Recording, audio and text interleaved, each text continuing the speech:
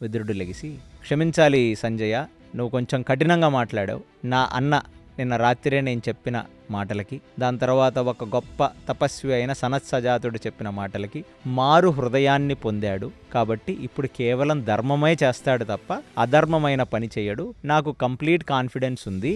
కాబట్టి నేను నా అన్న తరపున పక్కన కూర్చొని నా అన్న చేత అన్ని మంచి పనులు ఇప్పటి నుంచి అయ్యేలా నేను చూస్తాను అనగానే ఇమీడియట్లీ అక్కడ ఉన్న భీష్ముడు, ద్రోణాచార్యుడు అందరూ చప్పట్లు కొట్టారు. పోనీ ఇన్ని రోజుల నుంచి విదురుడు చెప్తున్న దానికి ఇప్పటికైనా ధృతరాష్ట్రుడు మారాడు అనగానే అసలు ఏనుగు స్నానం చేసినది అనేది కుక్కతోక వంకర ఎప్పుడూ మారదనేది ఎంత కరెక్టో ఫస్ట్ ఆ ధృతరాష్ట్రుడు చూసింది ఎవరిని అంటే తన కొడుకైన దుర్యోధనుణ్ణి చూసి, దుర్యోధన నువ్వు మాట్లాడవలసినది, నేనైతే ఈ సంధికి ఓకే, 5 ఊర్లు వాళ్ళకి ఇవ్వమని వాళ్ళు అడిగారు కాబట్టి ఈ 5 ఊర్లు నువ్వు దయచేసి ఇవ్వవలసినది నువ్వేమంటావు అని దుర్యోధనుని అడుగుతున్నాడు.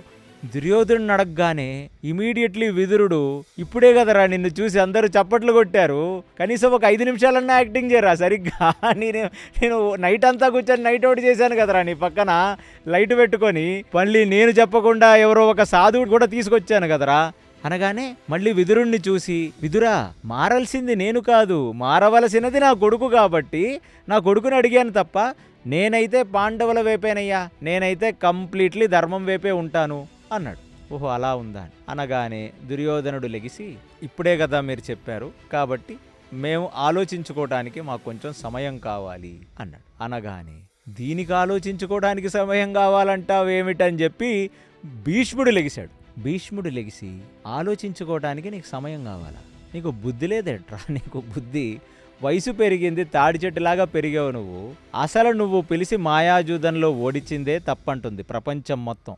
ఇది నా మాటలు కాదు సుయోధన, నీ రాజ్యంలో ఉన్న ప్రజలు యావత్ భూమండలం మాట్లాడుకుంటున్న మాటలు. 4 తమ్ముళ్ళు 4 దిక్కులకెళ్ళి గెలుచుకొని వచ్చిన రాజ్యం వాళ్ళది. పిలిచి మాయాపాచికల్లో లాక్కున్నావు. అయినా సరే వాళ్ళు ఎందుకు దుర్యోధనుడితో, ఎందుకు దుష్టచతుష్టయంతో, ఎందుకు ఈ కౌరవులతో అని చెప్పి మౌనం వహించి వాళ్ళు కురువృద్ధుల ముందు ఒప్పుకున్నారు. కాబట్టి 12 సంవత్సరాల అరణ్యవాసం, 1 సంవత్సరం అజ్ఞాతవాసం వాళ్ళు చేశారు.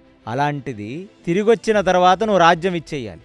ఒకటి నువ్వు రాజ్యం ఇవ్వకపోగా మళ్ళీ నీ తండ్రి పనికి మాలిన ఈ రాయబారం పంపించి రక్తపు గూడు మీరెందుకు తింటారు అని అడిగితే వాళ్ళు కనికరించి 5 గ్రామాలు అడుగుతుంటే దానికి నీకు సమయం కావాలట్రా. సమయం